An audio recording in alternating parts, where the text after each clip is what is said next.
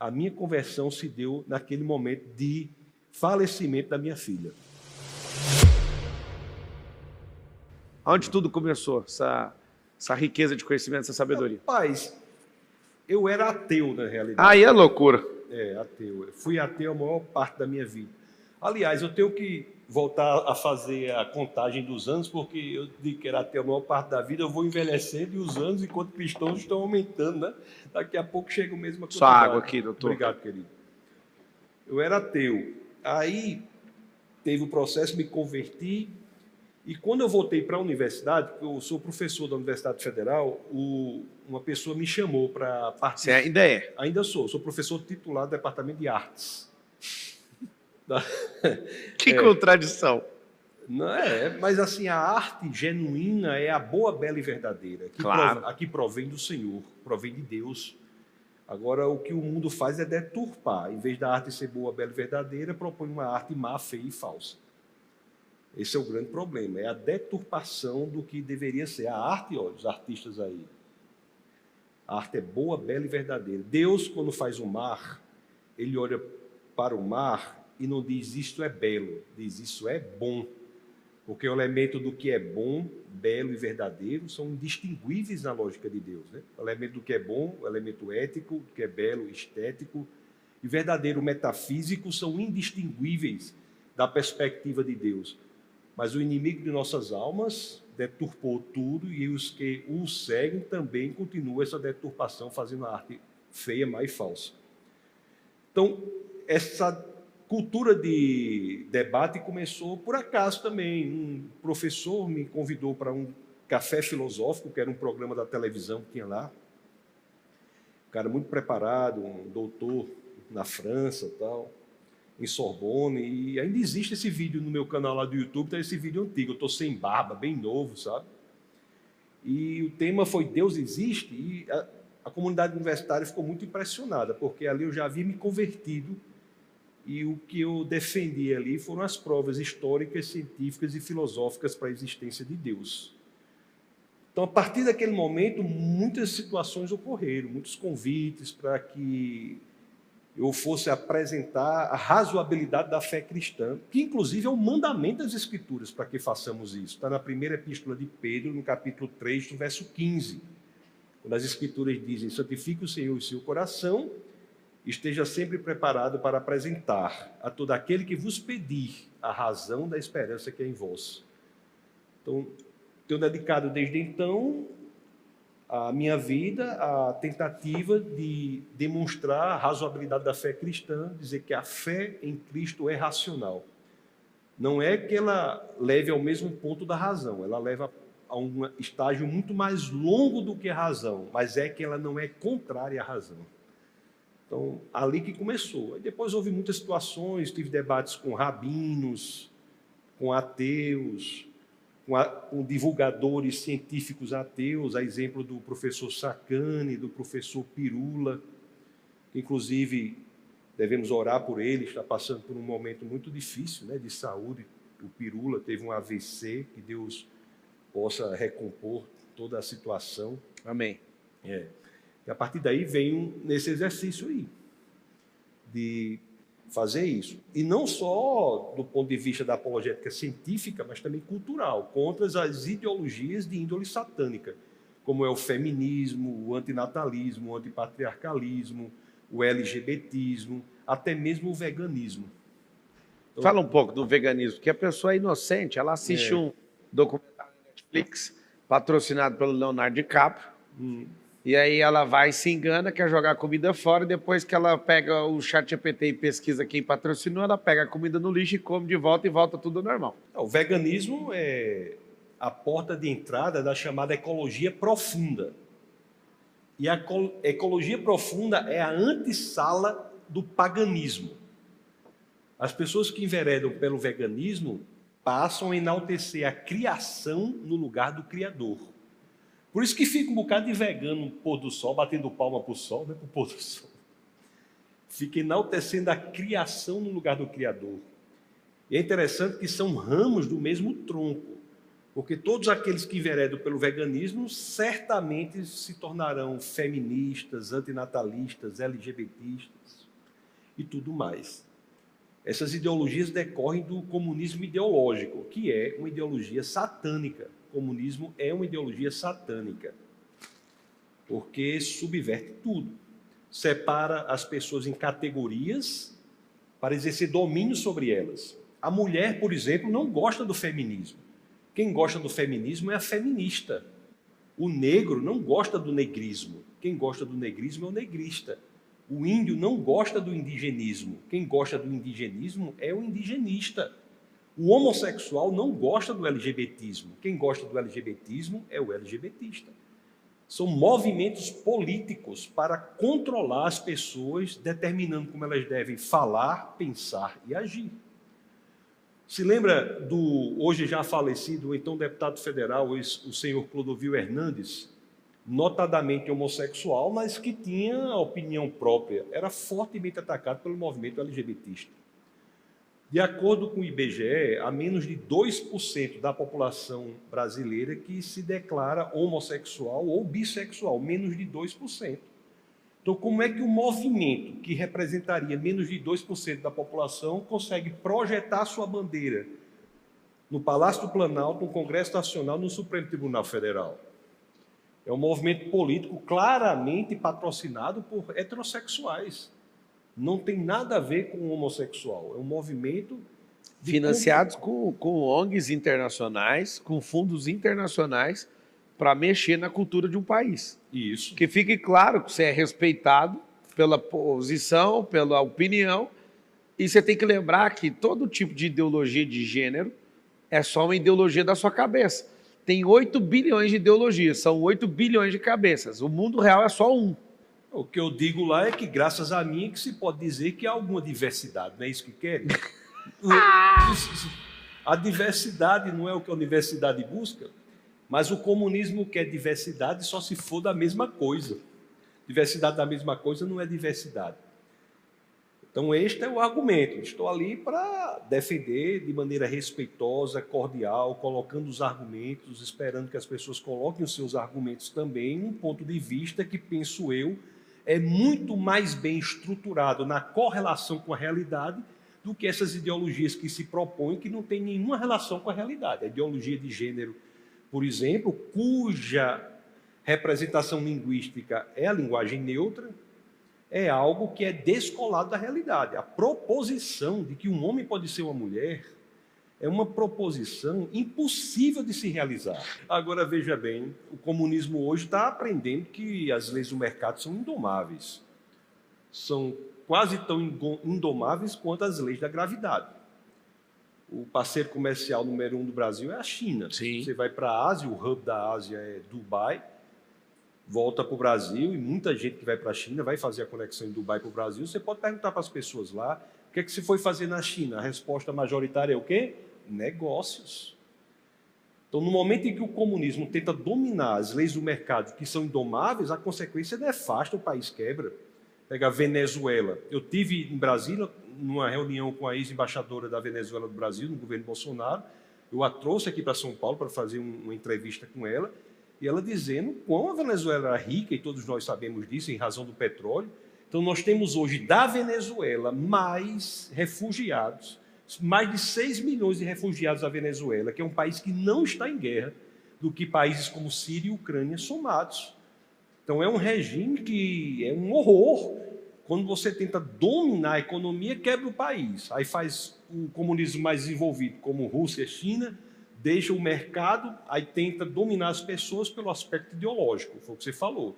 Então, a distinção não é mais patrão-empregado, burguesia-proletariado, que é uma linguagem econômica. A distinção agora é no âmbito ideológico, homem contra mulher, negro contra branco, nordestino contra sudestino, índio contra não índio, e assim sucessivamente, para exercer domínio sobre eles. E as pessoas, de fato, no Brasil, estão, em grande parte, sucumbindo a essa garra perversa do comunismo que tenta capturar essas pessoas para dizer como elas devem falar, pensar e agir. Deus é aquele a quem nós devemos nos dirigir para tudo. E ele nos proporcionou também as maiores resistências contra essas ideologias de índole satânica, que são as duas instituições mais caras para o cristianismo, que são a família e a igreja. Então, muitas pessoas botam a esperança na política, que é importantíssima, me permita até o superlativo. É mais do que importante, é importantíssima. Mas o núcleo de resistência é a família cristã estruturada e a igreja cristã bíblica, entendendo que ela não é apenas um hospital, ela é um exército. Dentro do exército pode ter hospital, que é o hospital de campanha, para que as pessoas feridas possam ser curadas e voltarem para o fronte. Nós temos que nos posicionar em defesa da nossa família. E famílias, muitas vezes hoje, que estão sofrendo, mesmo nas melhores pessoas, o vírus do antinatalismo. Pessoas boas, professor Marçal, que não querem ter filhos. Nas igrejas, quando uma família grande é um núcleo de resistência. Quem tem 4 irmãos, 5 irmãos, 6 irmãos, sabe como é que a família funciona? Um irmão pode até querer matar o outro, mas se vier um de fora, quem morre é o de fora. É um núcleo de resistência, onde os laços de cumplicidade, os laços de amizade, de amor, são inigualáveis. Nenhuma outra relação na face da terra vai igualar os laços de cumplicidade que se dá numa família. Família cristã, com homens que lideram. O homem sendo homem é outro problema, professor Marçal. Os homens hoje não querem ser homens. Não lideram. Nós precisamos de masculinidade. Excesso de masculinidade é o que nós precisamos. Aí vem a manipulação da linguagem e dizer que excesso de masculinidade traz a masculinidade tóxica. Não existe masculinidade tóxica. Excesso de masculinidade, excesso de liderança, proteção, provisão. Isso é que é ser o homem. O homem de Efésios 5:25, que lidera e é capaz de morrer por sua família. Os homens hoje não estão assim. Os jovens, eu até me encontrei com um jovem aqui, o jovem antes aqui na antessala, fiquei assim muito impressionado com um rapaz, saiu lá de uma região bem distante do Brasil, trabalhando aqui, se dedicando. Disse, rapaz, esse é um exemplo de jovem. Fiquei muito emocionado, porque a gente vê por aí, o que é que tem uns jovens por aí? Os homens, muitos deles frágeis, parecem umas casquinhas de ovo, qualquer coisa é muita coisa. Você diz uma coisa, é uma situação muito grave, emocional, a vida é dura. E as pessoas têm de aprender que a vida é dura, e têm de se preparar para isso.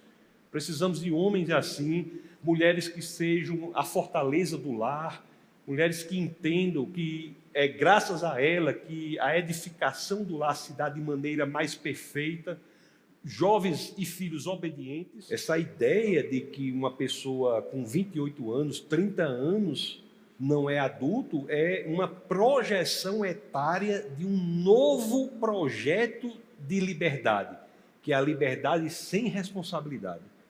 O que se propõe hoje é isso. Você tem liberdade, mas fique tranquilo. Esse novo tipo de liberdade que nós criamos para você é uma liberdade muito melhor. Ela não traz a responsabilidade decorrente do exercício do fato da liberdade.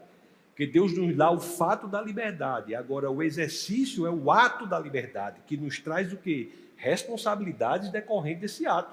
Engravidou, não tem problema, mata o bebê intrauterino. Não é assim? Então, o que tem que voltar é um senso de responsabilidade, ser homem mesmo. E mulher também, homem e mulher, no aspecto profundo da palavra. Grande parte hoje dos problemas nos casais cristãos é que o homem não exerce o seu papel de liderança. Grande parte. A mulher é muito importante, tanto quanto o homem. Deus os cria iguais. Em Gênesis 1:27 diz o quê? Que Deus criou o homem e mulher à sua imagem e semelhança. Mas a mulher é mais frágil do que o homem emocionalmente e fisicamente. Não é mais frágil intelectualmente. Pelo contrário, né? Ela é mais inteligente biologicamente falando. Mais inteligente. Na primeira epístola de Pedro, no capítulo 3, no verso 7, está dizendo que o homem casado deve tratar a sua mulher como uma parte mais frágil. Quando o homem não assume a liderança, não assume os problemas, não assume as dificuldades, coloca a mulher para enfrentar isso, o casamento fica disfuncional, porque a mulher passa a sofrer, e a mulher é uma leoa, ela enfrenta o que tem de enfrentar, mas a estrutura dela não é para tomar a pancada, a questão da pressão emocional, dos problemas grandes. Esse é o papel do homem. Quando não faz isso, é uma situação. Fechando o parênteses, só para contribuir. Boa. Qual que é a solução que você acha? Você que está dentro de uma faculdade, o que a gente tem que fazer como uma política pública? Vai que você está falando com alguém que pode resolver um problema político do Brasil no futuro. Primeiro, resgate das bases sobre as quais nós formamos a mais bela, mais próspera, mais importante civilização da história da humanidade, que é a civilização ocidental. Nós temos que resgatar as bases sobre as quais nós construímos a nossa civilização, que são bases judaico-cristãs. Tudo o que nós temos, em grande parte, decorre desta civilização. Os hospitais decorrem dessa civilização. Roma e Grécia não tinham hospitais. Casamento, Igreja Católica. O casamento como o intuito de uma instituição perpétua nasce basicamente no cristianismo. As universidades nascem no cristianismo. As mais importantes, Harvard, Princeton, Yale, Cambridge, Oxford, foram criadas como escolas de discípulos cristãos. O lema original da Universidade de Harvard é verdade para Cristo e a Igreja. O cristianismo nos dá a possibilidade de nós nos desenvolvermmos em todos os aspectos da nossa existência. Então, temos que resgatar os princípios básicos da fé cristã, porque foi graças a ela que nós formamos isso que eu falei, que é a civilização mais importante da história da humanidade, que é a civilização ocidental. Então, o que é que nós precisamos na prática? Um resgate da civilização. Aí entra o termo conservadorismo. Conservadorismo não é uma ideologia. Interessante isso. Conservadorismo é uma metodologia. O que é conservadorismo? Conservadorismo, basicamente, é a metodologia de dizer que os valores que foram aprovados no teste do tempo, no teste intergeracional, devem ser mantidos. O que sua mãe ensinou, sua avó ensinou, sua bisavó ensinou a sua avó, e assim sucessivamente, deve ser mantido, porque foi aprovado no teste do tempo. Não é que você não possa mudá-los, mas você deve tender a mantê-los, a não ser que você tenha uma excelente fundamentação para mudá-los. Em outras palavras, você deve manter os valores aprovados no tempo e, para mudá-los, só pode mudá-los aplicando a mudança à virtude concreta da prudência. Hoje em dia, o que as pessoas chegam é assim, professor. Chegam e dizem assim, olha, tudo que você aprendeu com sua mãe não vale nada, com sua avó não vale nada. Aqui está o certo. Uma mulher hoje que engravida, a primeira coisa que ela faz é desconfiar do que a mãe ensinou para ela, como é a gravidez, como é que vai ser, que a avó se inscreve num curso que vai dizer tudo o contrário. Quando a mãe criou ela e deu certo, a mãe a criou vários filhos, deu tudo certo, aí as jovens são doutrinadas a duvidarem da sabedoria que passou da avó para a mãe para aderirem a uma proposta totalmente diferente que vai acabar com a família. Os valores que foram aprovados no teste do tempo que devem ser mantidos, a não ser que você tenha um fundamento muito importante para alterá-los. Isso é que deve ser feito. Agora, é claro, a técnica de oferecer, inclusive é a primeira vez que eu ouço isso, a técnica de oferecer café para um bebê pequeno, creio eu que se fosse eu, o bebê, eu até iria gostar, que gosto muito de café, né? Mas oferecer café para um bebê pequeno deve ser questionado. Isso aí não é um princípio, não é um valor. Os valores do respeito aos mais velhos, da unidade familiar, do irmão cuidar do outro irmão. De pedir bênção, você acha que tem que manter? Os valores de honrar pai e mãe, os valores bíblicos, de pedir, de se dirigir aos pais com respeito, os valores de você orar nas refeições, os valores de você buscar em Deus o propósito, o sentido da sua existência. Esses valores são muito basilares na construção da nossa sociedade, da nossa civilização, estão sendo atacados. Eu gostaria de fazer uma pergunta, mudando aqui, mas fica livre para responder o que quiser e mudar de assunto a hora que quiser, que está interessante para mim. Eu estou gostando muito de hoje. Você acredita que Deus criou o diabo? Deus, ele cria o anjo que, pelo exercício do livre-arbítrio, se tornou o inimigo de nossas almas. Deus cria a possibilidade do mal. Ele não faz o mal. Por que que Deus cria a possibilidade do mal? Porque no mundo em que o mal é possível, é que nós temos a maturidade moral. Que maturidade moral haveria em se fazer o bem se não houvesse a possibilidade de se fazer o mal? Em se fazer o justo se não houvesse a possibilidade de se fazer o injusto? Só diante da possibilidade do erro, escolhendo o acerto, é que nós podemos dizer que o mundo é moral de forma madura. Você pode até forçar uma pessoa a se comportar como se amasse você, mas é impossível você forçar uma pessoa a amá-lo verdadeiramente. Uma pessoa só consegue amá-lo verdadeiramente se ela tiver a opção, a possibilidade de não amar.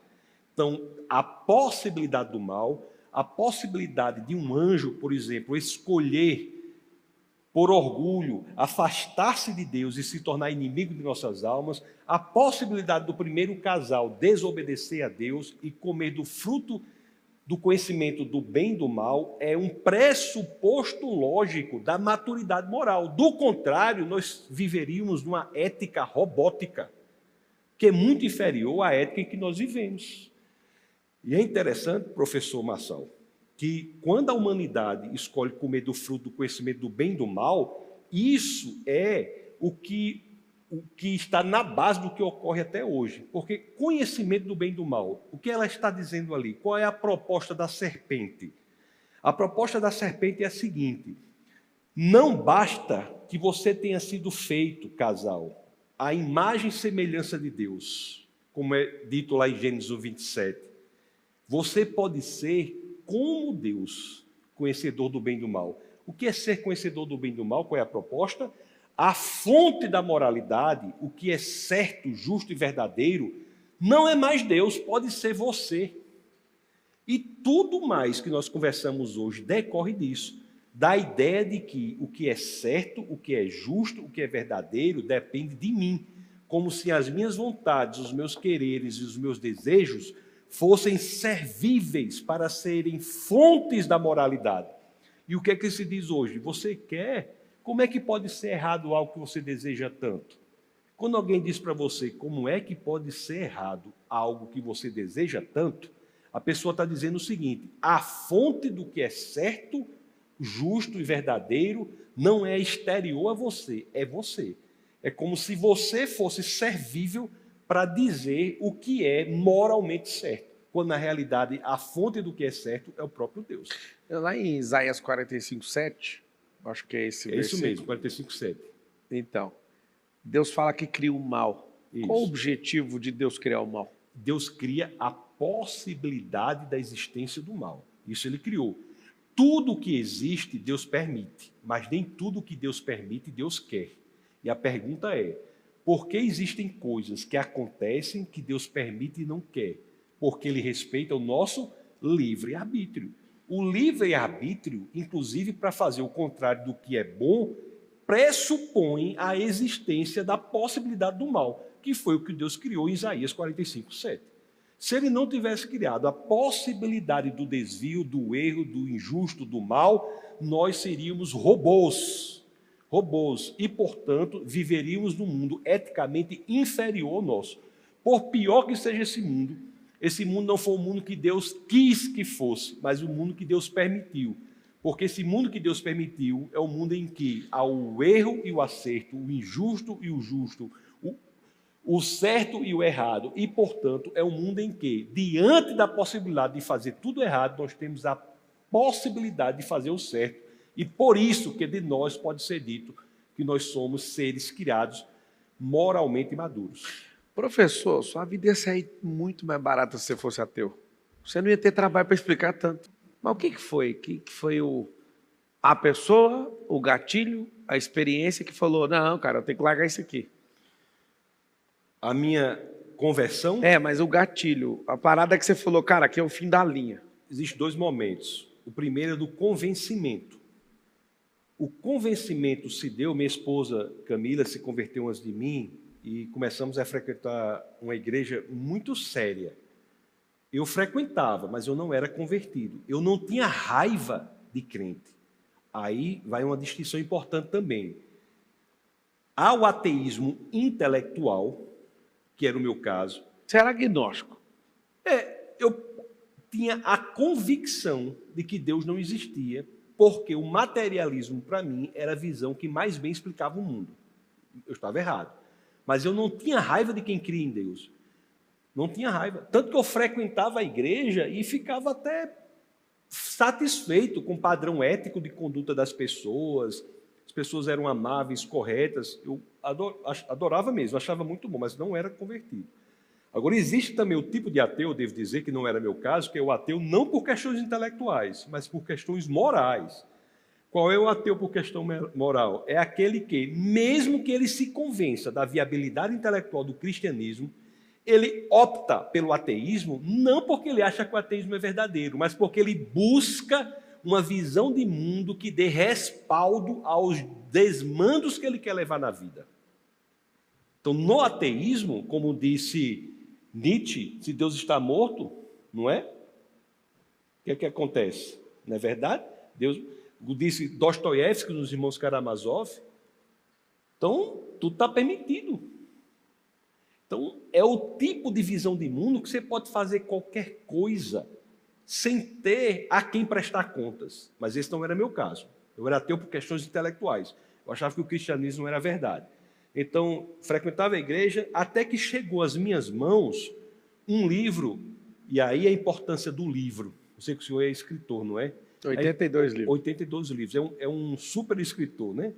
82 livros. E chegou às minhas mãos esse livro chamado Cristianismo Puro e Simples.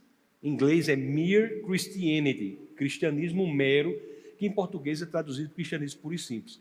Aquele livro foi muito impactante. De quem? Qual autor? C.S. Lewis, que é o autor das Crônicas de Nárnia. Sim. Então, aquele livro foi muito importante para mim. Por quê? Porque ele era ateu também. Ele era ateu. Ateu por questões morais. Interessante. Ele era ateu. A mãe dele morreu e tal, né? Aí aquele livro abriu um universo de literatura cristã que eu não conhecia, porque o livro enfrenta as questões mais difíceis, não se afasta delas, enfrenta com uma delicadeza argumentativa que me impressionou. Então, a partir dali, eu tive acesso a vários autores. Eu conheci esses autores. Norman Geisler, Frank Turek, Bill Craig, Ravi Zacharias e tantos outros. Eu fiquei impressionado. Eu era convencido. Até que minha esposa engravida da nossa segundo filho. Primeiro Orlando, e engravida do segundo filho, que é Lissa. Lissa, com 9 dias, morreu. No falecimento da minha filha, aí foi o elemento que eu tive que trazer à existência, o elemento intelectual que eu já tinha. Eu era convencido, mas não convertido. Foi no falecimento da minha filha que eu entendi, de fato, que a vida é insustentável sem Deus. A vida é insustentável sem Deus. Ali eu diria, pensei, ou eu volto a um ateísmo irresponsável e militante que não levará a lugar nenhum, ou eu, de fato, trago à existência real. A diferença de filosofia e existencialismo é isso. Eu trago da filosofia para o existencialismo, trago das concatenações intelectuais para a vida real, existencial, essencial, aquilo que eu já sabia. E foi ali, naquele momento, especificamente, que eu tive a convicção que eu podia dizer, como Paulo disse na carta aos Filipenses, capítulo 1, verso 21, viver é Cristo, morrer é lucro. A minha conversão se deu naquele momento de falecimento da minha filha. Eu estou esperando a ressurreição, ela faleceu. Faleceu. Mas veja bem, faleceu e eu entendi o quê? Não, eu estou aqui pensando, cara, ela ressuscitou, cadê? Chega logo o testemunho. Faleceu. Cara. Não, eu me converti no falecimento. Eu entendi que a vida é mais do que isso. Da perspectiva da eternidade, o que são 80 anos ou 9 dias? O que é um ano a mais para quem vai viver eternamente? Animal. Professor Marçal, se o senhor for ler o livro de Jó, como já deve ter lido, mas se for ler, prestar atenção nesse detalhe, você lê no começo do livro de Jó, no capítulo 1, ali no verso 2, 3, 4, vai dizer o que ele tinha. Vai dizer, tinha 7 filhos e 3 filhas, aí vai dizer, tinha tantos animais, tal, tal, tal. Lá em Jó 42, que é o último capítulo de Jó, no verso 10, assim, aí todos esses que eles tinham morrem. Os filhos, os animais, todas as posses. Só a mulher que não. Só a mulher que não. Lá em Jó 42, 10, Deus dobra tudo. Então, se ele tinha 500 ovelhas, ele passa a ter 1000 ovelhas. Se ele tinha 500 juntas de boi, passa a ter 1000 juntas de boi. Ele não tinha 7 filhos e 3 filhas? Depois vão lá consultar no livro de vocês, que ele, dobrando o número de filhos que morreu, dá a ele, sabe quantos filhos e filhas? Não dá 14 filhos e 6 filhas, não. Dá mais 7 filhos e 3 filhas. Por quê? Porque, diferentemente dos animais que morreram e desapareceram, os filhos que morreram estão nos braços do Senhor. Para duplicar, ele tinha que dar o mesmo número, porque se desse 2 vezes mais, teria triplicado. Então, os filhos que morrem, as crianças que são abortadas, com abortos espontâneos ou quaisquer outros, não desaparecem, estão nos braços do Senhor. Uma das maiores sabedorias da nossa existência, professor Marçal, é trazer para a nossa vida a perspectiva da eternidade. Tudo o que nós fazemos aqui tem efeitos que ecoam pela eternidade. Isso muda tudo. Muda tudo. Triste é o que acha que a vida se resume a isso. Essa vida aqui é um quebra-cabeça com as peças todas misturadas. Quando nós entendemos que Deus nos dá a eternidade, nós podemos ainda viver nas peças misturadas, mas é nos dado a tampa do quebra-cabeça com a figura completa. Nós vemos que tudo tem um sentido maior, tudo tem um propósito maior. Foi na morte da minha filha que eu, de fato, entreguei minha vida ao Senhor.